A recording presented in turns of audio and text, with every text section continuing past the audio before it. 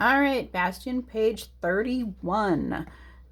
This song is going to use C's, D's, and E's again. We're going to use our thumb, our pointer, and our middle finger. There we go. All right, we know these are C's because they have little lines through them. We know these are D's because they're below the staff. We know these are E's because they're on the bottom line. The bottom line goes through them. E, E, E. This one, the bottom line goes through them, so we know these are E's. This one's below the staff, so we know these are D's. And these ones have little lines going through them, so we know they are C's. We are going to use thumb, pointer, middle finger on C, D, and E. Let's move that a little. There we go. All right, let's go for it. We're going to start with these three C's. So it goes C, C, C, D, D, D, E, E, E, E, E, E, D, D, D, C, C, C, C. Let's do it again. This time I'm not going to say the note names, but I will just point and you can follow along. Sorry. Let's start again.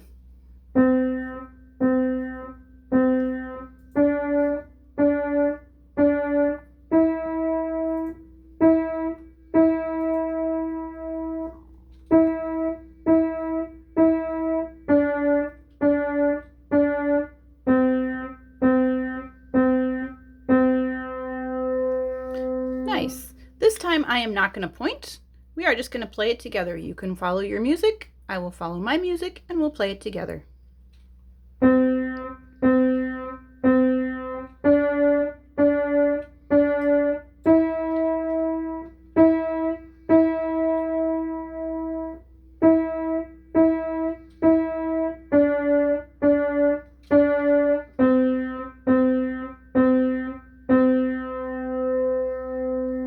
Now, if there's anybody else that plays piano in your house, there's actually a duet part for this.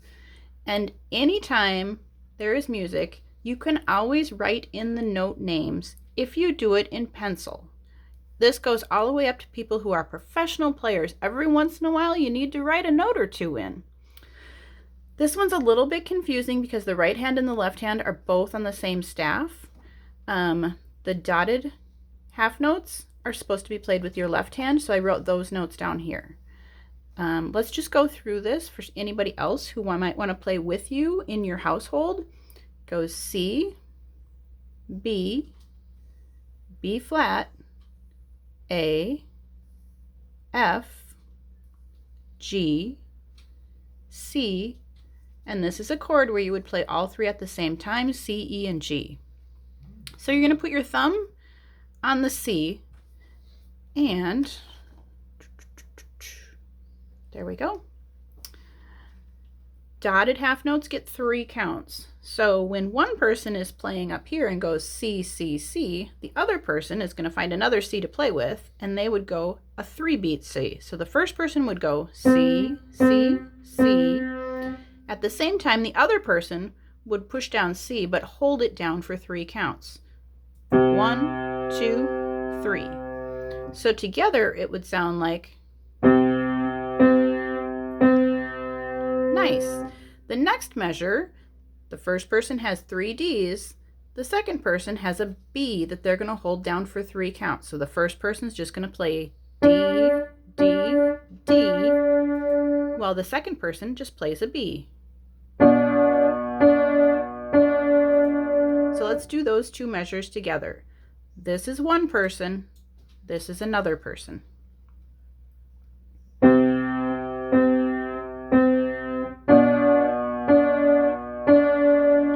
Nice. Next measure, one person has an E and then another E. The E is not filled in, and that means that there's a little pause in between. So you're going to go nice. While the second person is going to play a B flat. Flats go down, and the way you can remember that is if you get a flat tire on your car, your car wheel is going to go down. So find a B on the piano. Here is a B. Going down, if we go on just the white keys, would be an A. And that's not what we want. We want a B flat. So that's what the black keys are for. The black keys are called accidentals sometimes. And they are the flats and sharps on all the music. So here is a B. If you want a B flat, you go down. So this way is down on the piano. So here's B. Here's B flat. It is a half step lower. So that measure is going to be E and E by one player and a B flat held for 3 counts by the other player. So it sounds like. And do you hear how that sounds a little bit, I don't know, some people might describe it as scary or not quite right. This is a really good chord. This one is not such a great chord. Hear the difference? This one's almost happy. This one's almost sad. Same thing here. This B flat and this E, they almost sound like they're a little angry with each other. In music, that's called dissonance, and it creates interest.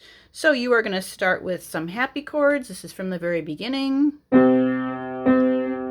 Gets a little crazier. And this is where the dissonance kicks in. Nice. It is supposed to sound like that. If everything was happy all the time, then it would get kind of a little boring in music. All right, let's do the next measure. The next measure, the first person has an E with their middle finger. The bottom person has an A.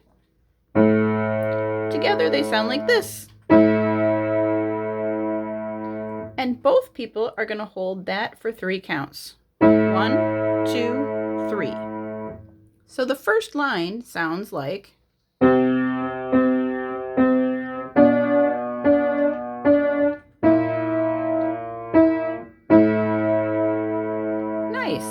It's almost like a sentence. That is a first sentence in music. It's called a phrase, and phrases are usually 4 measures long. What in the world is a measure? These, let me zoom in, are measure lines, and it tells you when the end of a measure is. Here is 1 measure, new one, 2 measures, new one, 3 measures, new one, 4 measures. 1, 2, 3, 4. That is the first phrase of this song. All right, moving on to the second line. One person plays 3 E's. Well, the other person goes all the way down to an F and holds it for 3 counts. This is what it sounds like.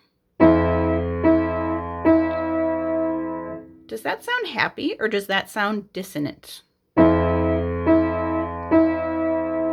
That is more dissonance on the piano. All right, next notes. One person plays D, D, D. The other person is going to play a G. Does that sound a little bit better than the dissonance that was the measure beforehand?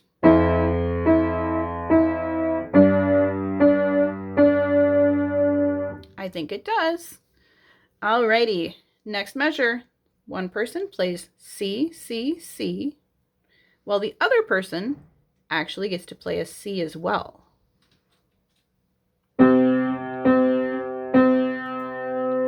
That's sounding a lot better. Mainly because we're both playing the same note, we're just playing it in different octaves. That's another musical term. Anytime you play the same note, but it is the same name note, but it is a different location on the piano, it is called an octave. Here's a C, here's a C, here's a C, here's a C, here's a C. Those are all 1 octave apart. All right, last measure. One person is going to play another C. The other person is going to play a chord, which a chord are notes stacked on top of each other on the music, and that means that you play them all at the same time. You play C, E, and G. Now, it is hard to control just this finger, and just this finger. See, I can barely do it without that one moving. What I do when I play chords, instead of thinking of pushing those notes down necessarily, kind of think of picking these 2 fingers up. So you're going to make a fist almost, but you're going to, those other 2 fingers, I'm picking them up. So you're going to play C, E, and G, while the other person plays a C. Kind of tricky.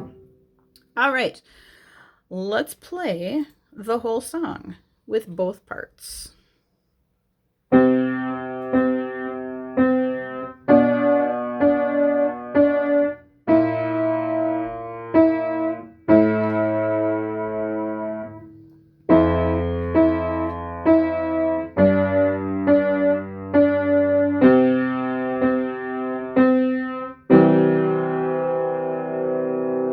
Nice.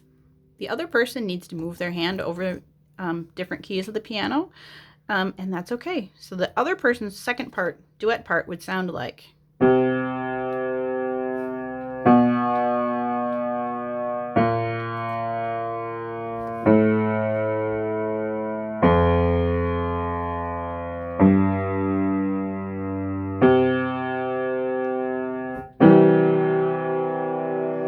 All right, I'm going to play the first part again together.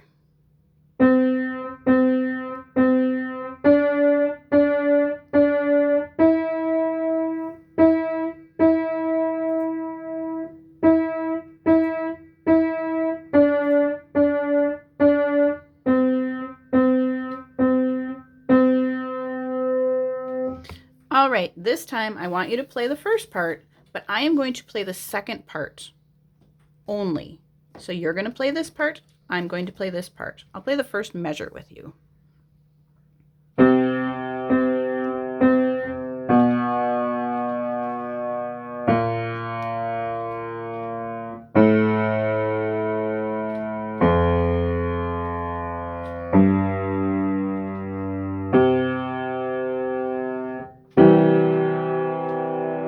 Did you make it?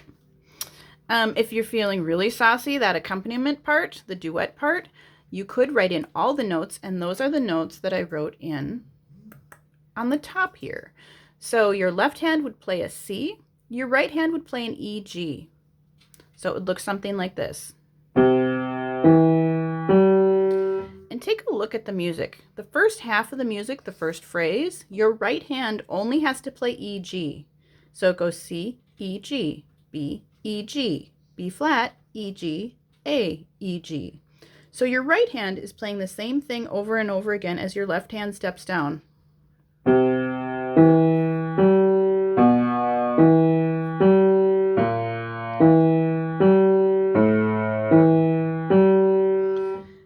The second half is not the same as the first half, but that's what makes it interesting. You can write those notes in F, F, B, G, F, B, C, D, F, and then that chord at the very end. So if you're feeling fancy, you could do all of the accompaniment parts.